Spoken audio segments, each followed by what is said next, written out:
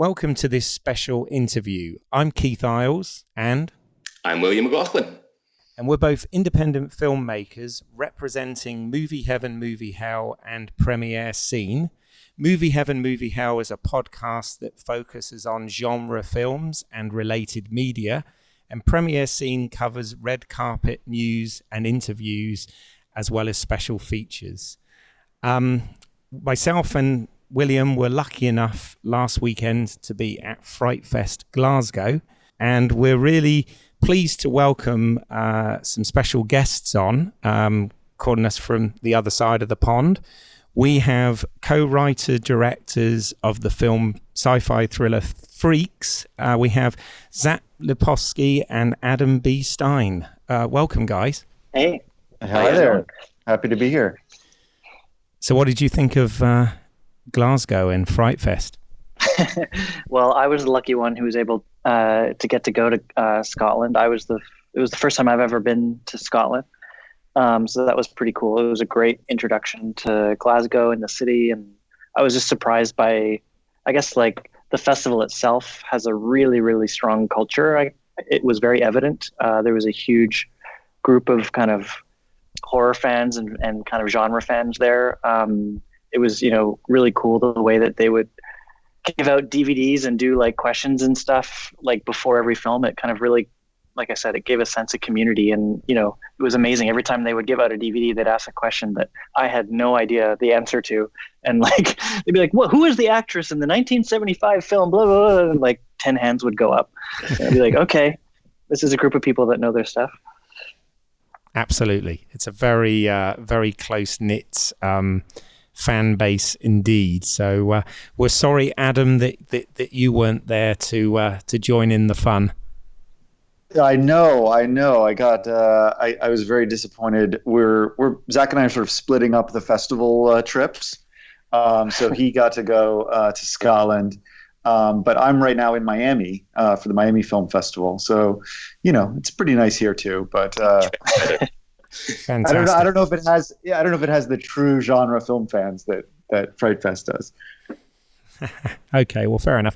I mean, it was a trip for me as well, because I live in London, but as you've probably gathered, William is local to Glasgow. Yeah, and that was my first Fright Fest, and also my first festival that I wasn't working at.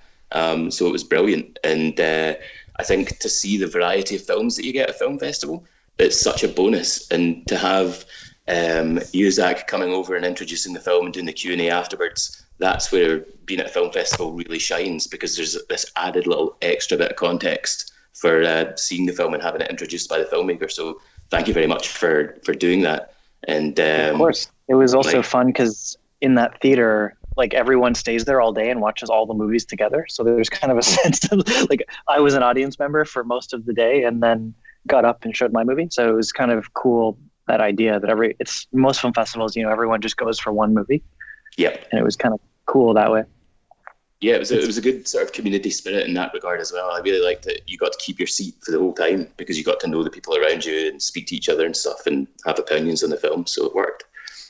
That's really cool. It's been amazing to travel around, go to different film festivals and meet audiences really from around the world, and show them our little passion project film that, we when we started making it, we weren't ever sure that anybody would ever see it. So this has just been a dream come true to kind of share it with audiences. Yeah, wonderful. And wonderful. Also the cool thing is like seeing how different countries react to it. And I have to say Glasgow's reaction was probably the best we've ever had. It's like, right. People were hooting and hollering and laughing and, at all the right moments. And it was pretty exciting to be there. Fabulous. So you premiered the film at Toronto in September last year. What was it like showing it to an audience for the first time? It was pretty overwhelming, sort of in a way that I don't know that either of us really expected. Like we went to Toronto with the intention of selling the movie because, we'd raised all this money and we needed to sell it at the Toronto Film Festival to get all the money back. So we were there sort of almost as business people more than as filmmakers because we were so like all our effort was going towards, selling the movie. Yeah. So I don't think we were like mentally prepared for like the audience reaction to the movie because we were there as like business people. And then like, I know it started to like kind of creep up on us. Like we did the tech screening where they basically just, no one's in the theater and they just hit play to make sure that it works. And like both of us just like started crying, just seeing it up on this giant, 80-foot screen in Toronto, kind of realizing, wait, this is actually like really happening. And then when, it's sort of like those scenes in movies where like someone opens a play on Broadway and then they're all going through the newspapers like that night to see if they have a hit or a flop. And, all the press had been embargoed until that night. So the movie came out and then all the reviews started coming out. And it was so overwhelming that people were picking up on details that we kind of thought no one would ever notice or would ever care about. And it just kind of, it just kept bringing us to tears because we were just sort of overwhelmed by the fact that people cared. Wow. I hope to experience that someday, I have to admit. So that sounds fantastic. Well, before we actually dig into the film Freaks itself, I'd like to find out a little bit more about both of your backgrounds and how you came to be in the film industry and how you came to meet one another and stuff. So could you maybe give us a little bit of a history, please? Absolutely. We both sort of had different paths getting into directing, but we intersected about 12 years ago and became best friends and collaborators after that. I'm from the U.S.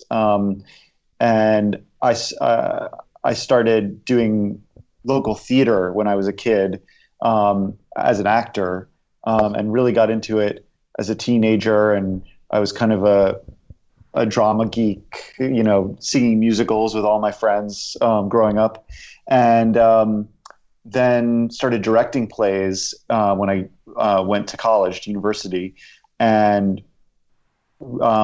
started making films there. And really just fell in love with the process and moved to LA after graduating from university, started working in post-production as an assistant editor, working on different TV shows, eventually working my way up to edit, while I was still making tons of short films on the side. And went to film school, which was an interesting process, just a great way to get lots of experience and practice under my belt, although it's definitely not necessary.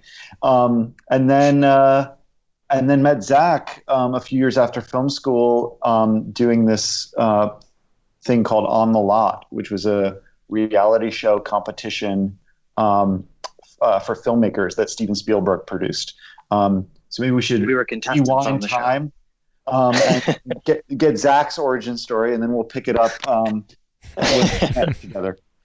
Yeah, I have in some ways the opposite. I was born in Canada and didn't go to film school. I grew up, my mom was a TV producer and just kind of single mom, needed, free daycare. So she placed me inside all her kids shows that she was making as an actor. And I kind of grew up on film sets around her and sleeping under the edit suite while she worked late at night, and kind of just grew up in the film industry. And that's all I ever wanted to do was make stuff. And I acted mostly just so I didn't have to go to school and I could be on set.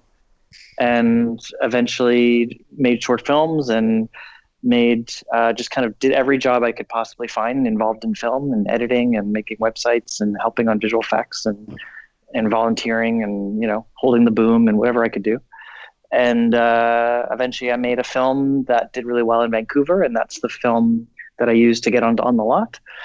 And, everyone at that time that I knew about this show, the idea that Spielberg would be looking for undiscovered filmmakers out in the world to give them a chance at competing against each other to make to basically get a job working with Spielberg.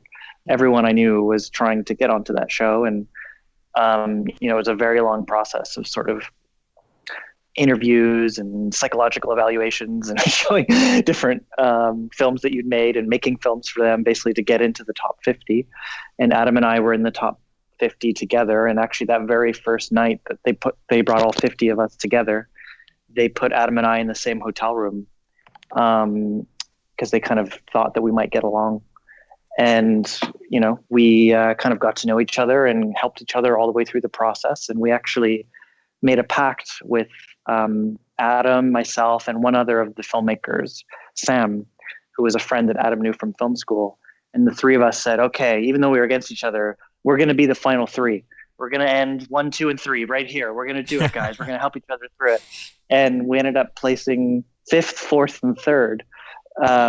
But the crazy thing is that at the Santa Barbara Film Festival, which just happened like a month ago, that was the U.S. premiere of Freaks, and it was also the world premiere of Sam's movie called Baby Splitters. That's amazing, and he won an award at the festival. And of all the filmmakers that went on that competition, we're kind of the ones, a decade later that are out there making movies, and we had all our movies have all their premieres at the same festival, which was pretty amazing. A decade later. Yeah, it was such a fun and formative experience for all of us who were selected to be on that show. It was very odd to be on a reality show and to constantly be interviewed about your day-to-day life.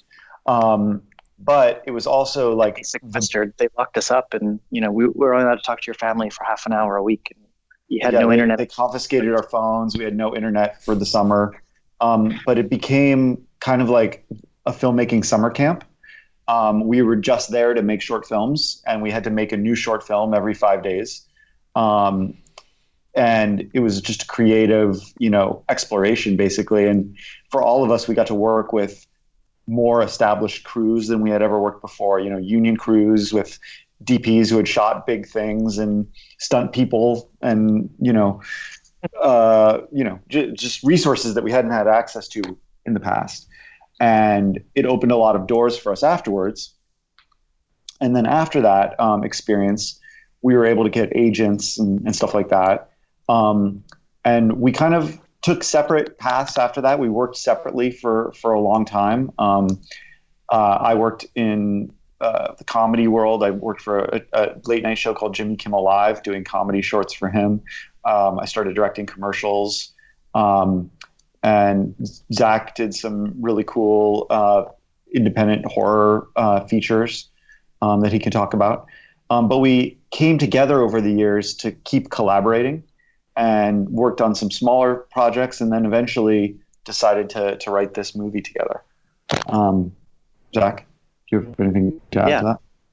I mean, I would say kind of two things. One is that, after On the Lot, you would think it's the world's best, spotlight, that you basically just made short films and had videos made about you for, the whole world to see. And it was an amazing moment, but then it ended up being sort of like the worst timing ever, because there was a huge writing strike that happened right after, and then the recession. So the world basically just completely stopped. And no one was hiring emerging filmmakers for like 4 or 5 years. So, because all the more experienced directors, took all the lower down jobs because there were so few jobs. And so I think we really struggled. We thought, I had people saying, you'll be directing $100 million movie in 6 months, because it was such a big moment. And I didn't work really for 4 years after that. Trying to work. We would be writing scripts and doing, a little commercial here and there, and doing meetings and hustling and putting pitch packages together and doing everything you can do to kind of get movies off the ground. But just nothing happened until really the world kind of got back on its legs and started, hiring new filmmakers again. And in the end, those years of struggle actually were super valuable. I ended up learning so much, so that by the time opportunity started coming again, I was so much more prepared for it, and had written many bad scripts and had kind of done many bad meetings and gotten all that stuff out of the way, so that I was able to kind of start getting things going. And that's, as Adam said, I did kind of a bunch of work for hire. So I started doing low budget horror films that, I did a Leprechaun reboot for that franchise, and I did a zombie movie based on the Dead Rising video game and stuff like that. But all those, I think both of us, we felt like we had our own stories to tell, and things where we were kind of the writers and the directors, and that were kind of our voice. And neither of us had really been able to do that. So when we were in LA together, we just kind of went on this long walk and said, okay, we've got to make a movie basically no matter what, because all the ones that we keep writing are movies that we can't make on our own. And a lot of this was inspired by a speech that Mark Duplass gave at South by Southwest. If anyone just looks up Mark Duplass, South by Southwest, I think it's called like The Cavalry's Not Coming. And he gave this speech where he basically told filmmakers, stop trying to make movies that you can't make on your own. Think of what it is you have right now. He's like, my first movie, I had a puffy chair in a van, and I made a movie about a puffy chair in a van, and I won the Sundance Film Festival. So he's like, with no money. He's like, with $5,000. He's like, so think about what you have right now. Don't try and write a movie for $10 million if you don't have $10 million. And so that's a common thing I see from people who send me scripts. You know, friends of mine who are starting out say, hey, I just wrote the script. Will you read it for me? And I read it, and sometimes they're quite good, but they're a movie you need. You know, you could never make this movie that I'm reading for less than 50 million. And it makes sense because that may be the kind of movie you hope to make someday. So that's the kind of movie you're writing now. But that path leads to heartbreak. And Zach and I had for us over and over again.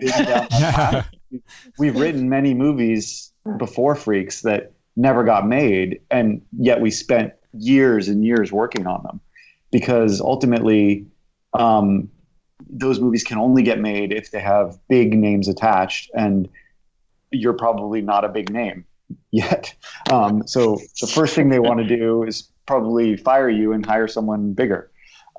Which happened to both Adam and I on projects. So right at a moment where I was getting fired off sort of a dream project of mine, we just went, okay, we have to write a movie that we can make no matter what. And what do we have? And we kind of surveyed our resources, and, you know, we had a 5D and we had a microphone. So we had kind of like the basics of the film equipment. And Adam had a house, and his family has a restaurant, and he had a son. So we said, okay, it's about 2 guys, a kid, a house, and a restaurant. What can we tell with those resources? And that is the kind of beginning of the idea that became Freaks. You know, in the end, many years later, as things kind of grew and grew, the role I was supposed to play got played by, you know, a 2-time Oscar-nominated actor, Bruce Dern, and the dad role got played by Emile Hirsch, and it became a daughter instead of a son, and then we ended up shooting it in Canada instead of Los Angeles. But the beginning of it was an idea that we could make no matter what. And so at every stage of the way, as it started kind of evolving, we could always say, okay, we can make the movie right now with what we have. If we get extra stuff, great, but we don't need it. And that's kind of what kept the ball rolling the whole time and allowed us to, you know, make the movie. Yeah, and the converse of that was really important too, that we had a couple moments where people offered us extra stuff, but with strings attached. And we had the experience to say no, because we knew that those strings that were attached could at some point halt the project if it, you know, went out of our control. So for instance, we had a really cool production company who loved the script and wanted to give us a big pile of money, which sounds great. But they said, all right, we're going to give you this. Congratulations. We're going to give you this money. And this money, but we want to hire a big star. So this money is going to go to making offers to big stars. Don't you want a big star in your movie? And we thought, you know, this is great. This is great. And we kind of, you know, talked to them for a while, and we actually contemplated making an offer to a big star with their pile of money. And then we just realized this is going to take months and months and months and a year to get these big stars to even read the script. And we've been down this road before. That's where a movie like this then doesn't get made. Yeah. So you know what? We want to just keep it scrappy, keep doing our own little thing.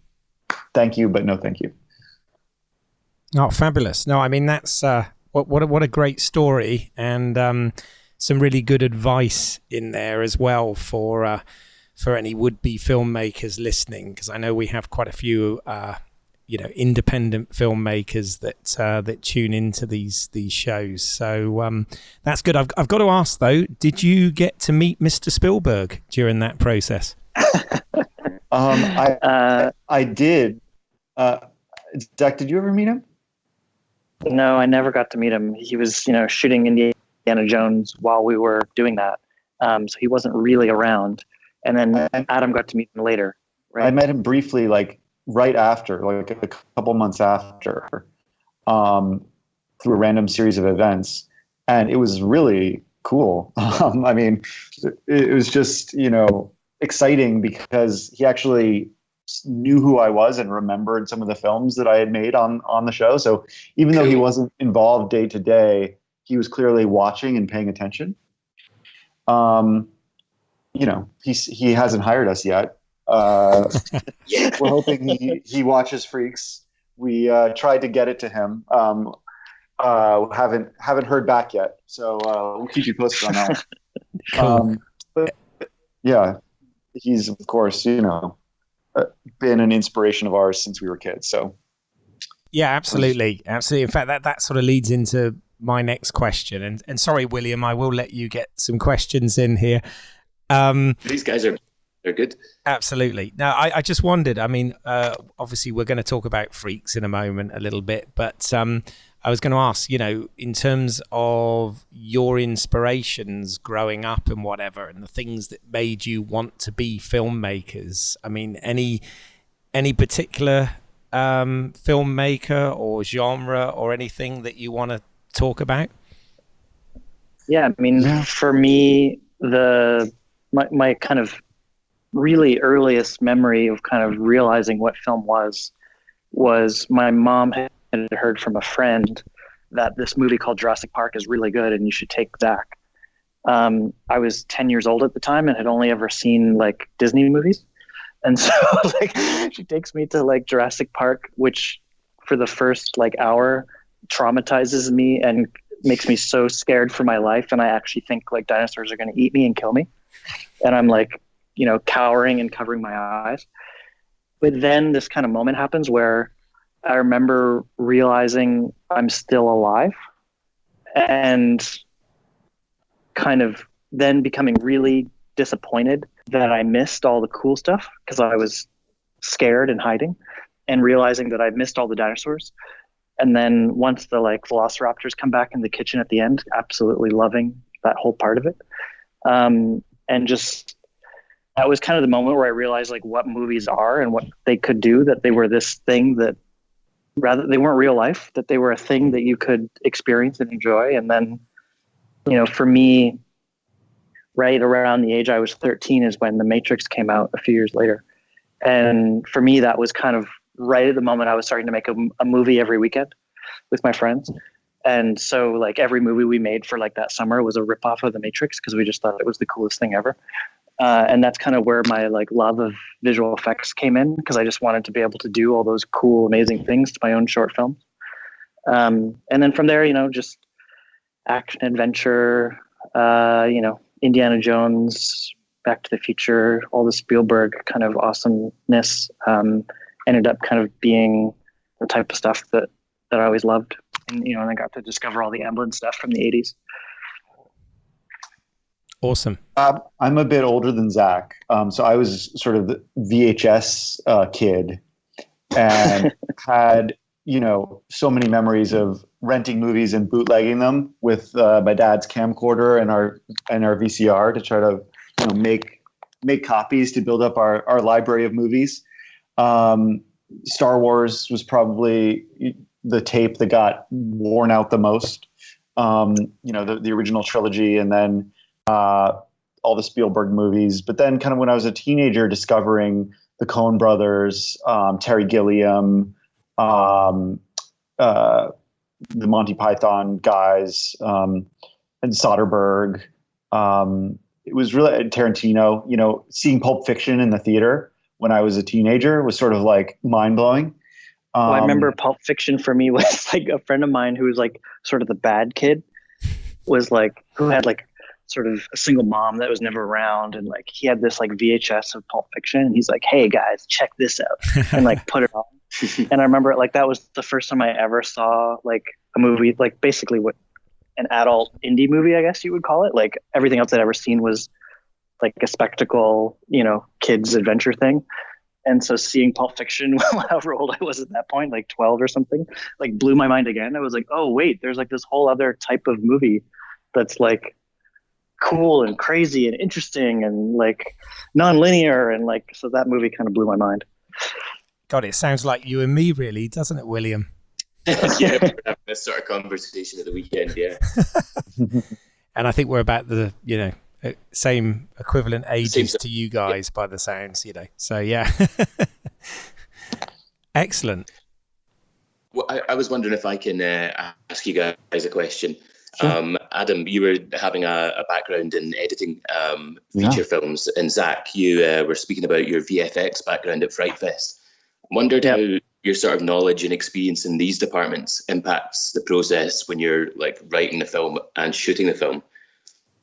It's enormous. And I think that's one of the reasons we collaborate so well together, because we both understand that part of the process. And in the writing stage, it's really important, and having the experience of putting movies together, you kind of know, I think, how a movie can be structured and all that. But you also, I think, know what you don't know, because a big part of the editing process is discovering things. So when we're especially on set, mistakes or things that are missing. yeah. So we're open to knowing that we don't know everything yet. Because we've edited, we know that every time you think you know what you're doing, in the editing room, you realize there are things missing and mistakes and problems that, or new discoveries. Or you realize the scene isn't actually about that, or the movie isn't even about what you thought it was about. Now that you're seeing the movie, it's actually about this, and we got to restructure this and have this is what we thought was so important is already well established, and we don't need to do that 10 times. We only need to do it once, and you just learn so much.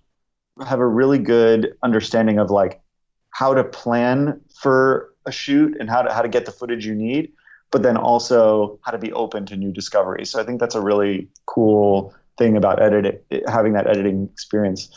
Yeah. Zach's VFX experience, I think, is essential for the DNA of what Freaks became. Right. Understanding what we could accomplish in the sci-fi world at a zero price point, basically. And structuring the movie to, like the puffy chair example, knowing what we had going in, what resources on the VFX side we could accomplish, and writing the script to make that fit. Totally. Yeah. There's a lot of huge pieces of the film that were in the script stage designed because we knew that those are things that we can do relatively simply, but they will look spectacular. But also that skill set also comes in hugely beneficial when you're shooting and something goes wrong. There was one really key moment when we were filming, and the art department, it was at the end of the shoot, we'd run out of money. Everyone was tired. And the art department was supposed to like build this huge giant door. And it was just like not going to be ready. And they kept saying it'd be ready. And it just like an hour before, we're like, this clearly is not going to be ready. And it was like half built. And it was just like, okay, just tear it down and put up a green screen. And everyone's kind of like, but how's that going to work? I'm like, trust me, it's going to work. Just put up a green screen right here. And if we shoot from this angle, we can make a door in the computer and we'll figure it out later. Like someone will make this door for us. And as long as we shoot it in this way, it'll be fine. And we ended up doing that. And it's one of the coolest shots in the movie. In that moment of crisis, it was very good to be able to know that was a solution. Yeah. Yeah. And, the editing experience or the editing background, I think after we write the script and we're planning how to shoot it, Zach and I do extremely detailed shot lists with every shot that we're going to get during our shoot day, and then ordering them using this. So Zach also created an app called Shot Lister because he's so organized about shot lists. Anal. It is the best shot listing app it allows you to organize your shots and then also set the time you're going to allow for each shot.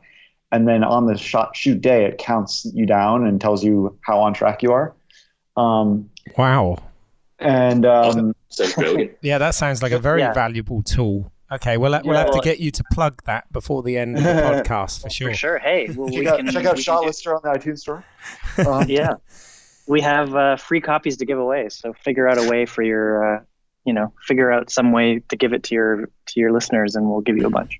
Oh, sounds interesting. Okay, actually, feeding into what you were talking about there as well is, I just wondered, so how does that work then in terms of co-directing? How do you tend to work on, because obviously you work together through the writing and the prep, like you said, and of course your various experiences help you in the post-production process as well. But what about when you're actually on set? I mean, is it one of you deals more with the the camera and team, and the others deal with the actors, or what? How does that tend to work? We kind of do. We basically do all the work, but are very aware.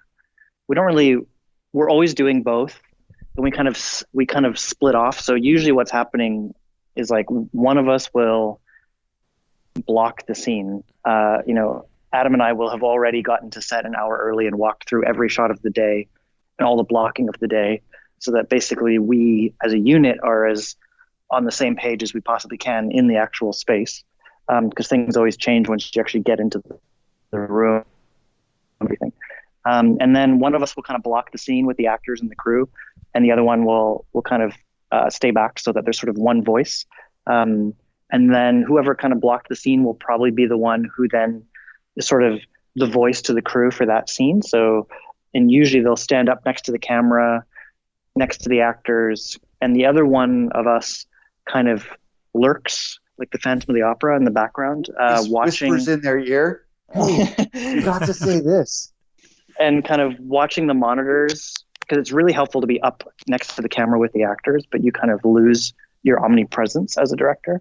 But if you're always back at the monitors, you kind of lose touch with the set and the actors and the operators. So it's been really great to be able to have one of us in each place. And we kind of rotate back and forth depending on a lot of stuff, depending on, what the type of scene is, or which one of us is tired, or what's ever going on. If one of us has to go off and do something, sometimes one of us does that. But basically, we're both doing all the jobs, but trying to always be aware, specifically on set, that kind of one of us is the voice. And we've had to learn a lot of little things along the way. Like, for example, when one of us goes off to deal with something, when you come back to set, I might come back to set and suddenly the camera's over here on the right, and we'd always thought it would be on the left when we last talked. And I'll be like, oh, I used to walk up to that person and be like, hey, you're not supposed to be over here. You're supposed to be over there. And then they'll say, oh, your other co-director just told me to put it over here. Like, oh, really? And so now what we do is every time one of us comes back to set, we check in with the other director before saying or doing anything, because you have no idea what's happened while you were gone. And things change and evolve very quickly. And our last production, we actually had our own walkie-talkies, so that with our own channel, so that as we got separated, or sometimes you're on a really big set that's really far apart, we could actually talk to each other, keep each other up to date whenever we are separated. So it's just the basics of it are we try and communicate with one voice, and do a lot of work on our own to kind of make sure we're on the same page. But there's always times where we see things differently, and we just kind of work it out together to figure that out. Well, and those are some of the most interesting times, actually, because when we're on the same page and we're using the same brain, basically, it's very easy, and very fun, and basically like you're getting to mind meld with your best friend. So that's really kind of fun. And then those 10% of times where we disagree can be jarring, because whoa, I thought we were mind melded. But it always leads to creatively exciting developments and evolutions. Oh shit, you were seeing it this way, I was seeing it this way. what? No, that's impossible. And we go off into a corner and we kind of hash it out. And we always realize that there's something of benefit in the other person's perspective. And we come to a third way that neither of us would have thought about on our own, but is better than what either of us initially pictured. So it's led to some really great, creative kind of additions. And usually having two brains. Usually, it's also something's usually broken with the script as well that we didn't realize. If that happens, like if we've gotten to the point where we're on set and we both saw something that different, then usually it's highlighted some inconsistency in the script that both of us were sort of unaware of. So it's always helpful. Or that there'll be one of the things Zach does that I find very helpful is he'll say, well, what was important to you about the way you were seeing it? Because I was seeing it a different way. Why are you fighting for this? And, I think it's really important we see into her eyes. We can't be moving the camera all around. We got to see into her eyes in this moment. Zach will say, oh, well, because I really think it's important to move the camera around her to get that feeling of disorientation. Oh, okay. Well, if we did this other thing, we would get both.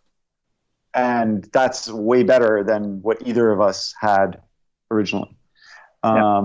So yeah, it's been really exciting and really fun. Sometimes it almost feels like we have a directing superpower by having two of us, because one of us can be getting really emotional next to the actors, while the other one is by the monitor, making sure that camera A and camera B both got the perfect shot that we had envisioned. And there would have been no way to do that if there was just one of us, so it's quite fun. Cool. Okay. Well, that's great. Before we get into sort of a spoiler-free discussion about Freaks, because obviously it doesn't have a release, or it's not released here in the UK just yet. So, but before that, William, is there anything else before we get into that you want to ask these guys? Yeah, there was one thing, and it can be as brief as you want. Zach, I wondered if, being a child on film sets and being an actor when you were younger, I wonder how that helped directing Lexi and what that kind of experience was like, because she was the standout element of the film for me. I thought that was brilliant.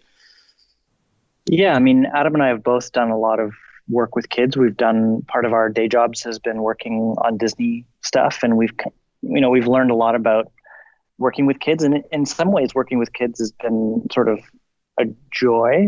Like, it's been, because they're so open and so ready to just kind of do anything, whereas sometimes adults, they have a lot of their own opinions, and so with kids we've always taken an approach, and it helps having remembered what it was like to be a kid on set. But the main thing is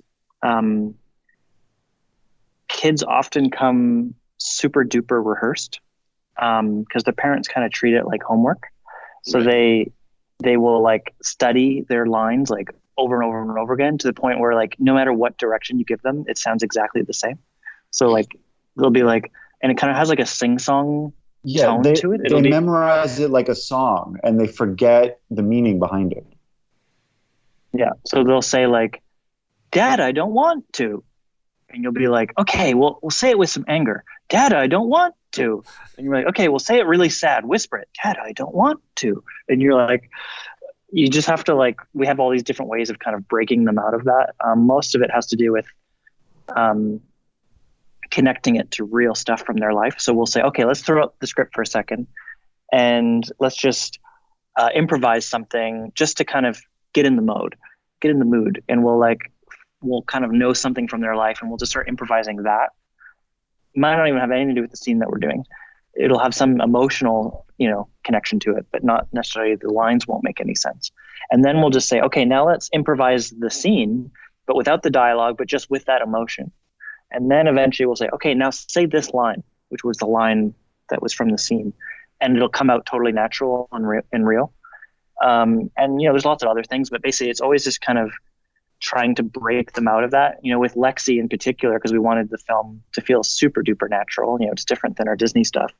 We didn't even really tell her to look at the script that carefully. We just told her, like, just the night before, open up the scenes for the next day and just kind of read them once or twice. Don't memorize them. Just sort of like become familiar with what they're about, and then close the script. And we'll figure out the rest on set. Which she really liked, because she's 7 years old and she doesn't want to do homework. Yeah. And we told her parents too. We're like, please, I know you always want to make sure she's super prepared and like has every line down, but that's not what this movie is about.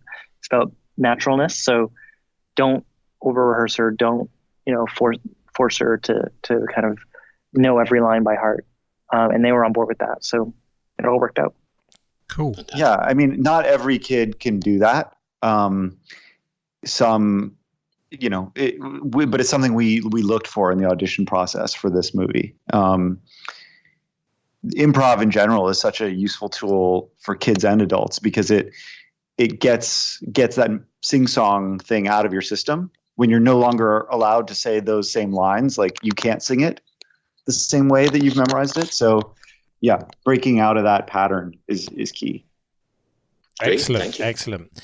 Okay, well, I mean, that leads us quite nicely into, what can you tell us about Freaks for our listeners out there?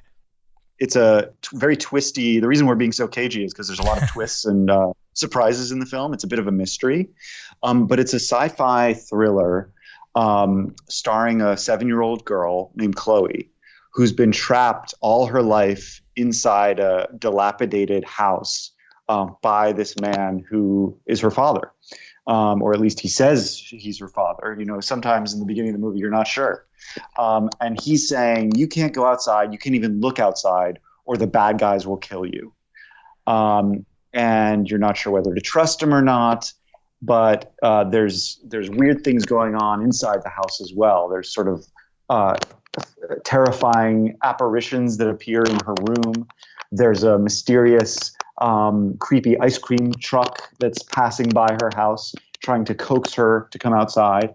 And eventually, 20 minutes into the movie, she decides to disobey her father, goes outside to get ice cream, and launches her on a surreal and dangerous adventure in which she realizes her dad wasn't lying to her.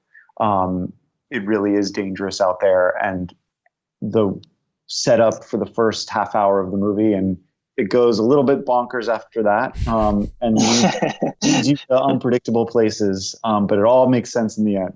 Yeah, absolutely, it does. It was very enjoyable, but okay. And what is the current plan in terms of distribution and everything for the film? The film's getting a theatrical release in the US, kind of a small release, and then every other country is doing its own thing. Universal's distributing it in the UK.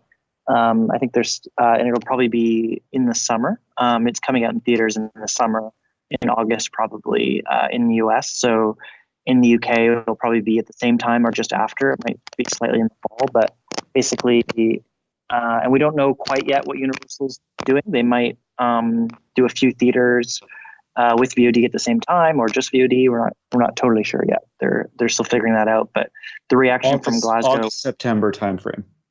Yeah, Glasgow was just this explosion of really positive reviews, and we sent them all to Universal. So hopefully that gets them really excited, and they've been really psyched about the movie. So it'll be cool to see how it all comes together. But yeah, it'll be coming out in some way later this year. Wonderful. And what was it like to work with the legend that is Bruce Dern? Bruce Dern is such an amazing actor and character. And he plays a character named Mr. Snowcone in the movie, who is the one who's driving the mysterious, creepy ice cream truck outside of Chloe's house. And, when she goes outside, he coaxes her to come onto the ice cream truck, leading her onto an adventure that will be full of danger and revenge and blood. And Bruce was, he's just an incredible storyteller. He's 82, and he's been acting since he was 17. Wow. So he's worked with everyone and knows everyone and has stories that he is glad to tell you about. Everyone from Elia Kazan, who gave him his first role in New York, to Hitchcock, to Kubrick, to Spielberg, to anyone you can mention, he has a story about. And our first lunch with Bruce, after he had read the script and wanted to meet us, was a 6-hour lunch where he was just talking nonstop, staring deeply into our eyes in the most intense way you can imagine. And it just kind of went from there. I mean, he hasn't done a science fiction film since 1972 when he did Silent Running. So for 45 years of his 70-year career, he didn't do science fiction. And he told us that was because he loves playing real characters. He doesn't want to do bullshit. He doesn't want to do fake, garbage that is just, robots flying around in space, which was his last film. He wants to play real people with gritty issues of emotion. That's what he gets most excited about. And, I think he has a kind of dated understanding of what sci-fi can be. But we were lucky that he saw that in our film, and really kind of sunk his teeth into the emotional desire to, save his daughter and protect his family, which is what that character is all about. And the way that you present the opening of the film, there's so much information withheld that the reality of what's going on, you've made it seem really natural, seem really realistic. And I was totally guessing what was going on for far longer than I should have been. I couldn't see where it was going, and that's I think really difficult to achieve. How do you guys figure out how much to show and how much to tell the audience and how much to keep back and not divulge till you're ready to? Yeah, we're really excited about that experience. Some of our favorite movie-going experiences as film lovers have been when we don't know where a film is going, where you're just emotionally invested, but you have no idea where this story is going to take you. And it's so rare to have that feeling, that experience, because so much of what we see nowadays is very predictable. You go to see many different types of movies, and within the first 5 or 10 minutes, you're pretty sure you know where it's going to end. Mm-hmm. And for instance, when I saw Pulp Fiction as a whatever teenager I was, I think I was probably like 14 or 13. My mind was blown because I had no idea where this movie was going. I had never seen anything like it, and I couldn't predict where it was going. Another example we talk about a lot. I remember seeing Truman Show in the theater, but I had missed the first 5 minutes of the movie. I had walked in late, and in the first 5 minutes of Truman Show, they explain what's going on with this guy under a dome where they're filming him every day. And then they start, then you are in his life. But I missed the explanation.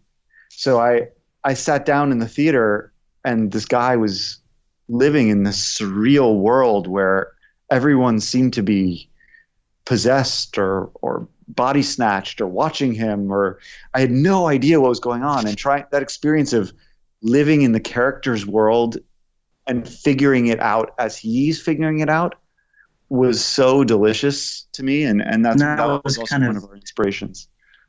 Yeah. I mean, the whole movie is told from the little girl, Chloe, her perspective. So every scene we decided, like, what does she know here? What is she seeing here? So it's a very subjective movie. Even all the camera angles are shot from her height. So that all the adults, you're looking up their noses and stuff. And so all of that was basically to to create a very subjective experience, and that leads to the film being mysterious because she doesn't know a lot of things at the beginning, and so the audience kind of only learns things as she learns things, and so I think that's why it works in the movie, because it's very authentic to the story. It's not being mysterious to kind of be mysterious. It's doing it because the character is trying to figure it out, and so it's not sort of like an M. Night Shyamalan movie where it's like trying to divert you. It's doing it because the character is trying to like learn what's going on, and it has different theories. And the other kind of cool part of that is people have called the movie sort of the kitchen sink of genre, because it has all sorts of different genres all mixed together. At the beginning, it feels like a total horror film, and then and all of that is because we wanted whatever she's experiencing to be kind of how the movie feels. So when she's scared, it feels like a horror film, and when she's full of wonder, it feels like a Spielberg movie, and when she's full of bloodlust, it feels like a Tarantino movie. So it all kind of comes from her perspective. Yes, yeah, that was one of the again, the strong things about the narrative on this is that, we, the audience, are very much, taken through this story from her perspective. And, I think you guys accomplished that really well, and definitely it kept you absolutely intrigued as to where everything was going from start to finish, Yeah, in those early conversations when we were talking about what do we have to make this movie, and we started talking about my son, we were just so intrigued by how he was learning about the world and interpreting the world, and how things that were very normal to us, like a car alarm going off down the street, were terrifying to him, and things that were fantastical, like the existence of monsters, he totally believed in. So we started talking about what would it be like if you were a kid, but growing up in a world of science fiction and trying to figure out what was real and what isn't, and who was what. What would that feel like to a kid? And then what if you gave the audience that experience of being that kid, trying to make sense of this world. So that was kind of our initial nugget of inspiration for the movie, and it's so much fun to be with an audience and see them experience that and try to figure out the movie. We had fun watching it and having that experience. Definitely, it was really exciting, especially the opening sequences. Well, I mean, at a horror film festival, definitely was an appropriate place to screen it. I mean, the kind of conventions that are you're using at the beginning, they are really tense, and I definitely want to see this film a second time when it comes out on release, just to try and figure out what you were getting up to and what you were doing. Well, that's the really fun thing. A lot of people, I think something I'm really proud about the movie is that it's a very rich second watch, because the first time when you're watching it, there's all these things happening that you don't understand, but they set a tone and are really weird and kind of crazy, and you're trying to piece it all together, and then slowly over the course of the movie you kind of piece it all together and understand what's going on, and then it kicks into the third act. But when you watch it a second time, we worked really hard to make sure that everything that happens at the beginning, once you understand the premise, all makes sense. It wasn't just weird, crazy shit to be scary. Like, it's all like actually part of what is actually happening. And so I think it's a really rich second watch, because there's so much of the world that then makes sense. Even small stuff with like the sound design and stuff, that really kind of comes into play the second time. Yeah, for sure. I mean, I want to watch it a second time as well, because it's like films like Total Recall or whatever. After you've watched it once, you can watch it the next time from a completely different perspective and see those things. And I think one of the things you did in this, and again, without getting into spoilers and whatever, but you did a very good job of the world building of this particular universe that you set up. Are there plans to expand on this further? Is there anything you can talk about there? Yeah, I mean, we love the world as well, and we had so many ideas for other stories in this world, but we had to be very focused for this movie because of our low budget. And we're hoping that we can, kind of tell a story of what happens next and expand the world. Partly that depends on if people go to see the movie. If it's successful in some way, then that becomes more likely. But we've had some interest in some people talking to us about potentially developing a sequel TV series to kind of continue the story of the world and expand it. Wow, that'd be cool, particularly in this sort of TV-rich environment that we live in for art-based storytelling and whatever. So that would be really awesome. Yeah. Yeah, I mean, It would be a dream. Tell your friends, go see the movie, and maybe we'll be able to make that happen for you. Absolutely. You had asked a question earlier about how did we determine how much to reveal and when. Yeah. And we had a really interesting experience and inspiration for the process of writing the film. We've been inspired by Pixar and the way they kind of do a lot of iterations of their movies to hone them and really make them great. I mean, they have pretty much as consistent a track record as you can imagine in this industry for making good films. And they do that by really revising and revising and revising with very candid feedback. So we tried to do that in the script stage and in the editing stage, especially in relates to the mystery, because we knew all the answers, so we didn't know how that was coming across to an audience. And we did 5 or 6 staged readings of the script with our friends, reading the roles, just sitting around a room. For a small audience to kind of see how the different drafts of the script were reading. And the first time we did one of those, everyone was like, so what happened? Like they had no idea. We thought the reveals were obvious and nobody got it. So that was very educational. And then in the editing process, did it again and again and again, every week, basically.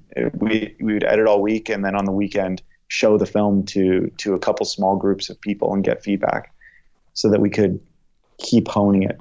The interesting thing, I think the most interesting thing I learned through that process is that everyone picks up on different amounts of what's going on. So like, it's not that like at this point, 100% of the audience now understands something.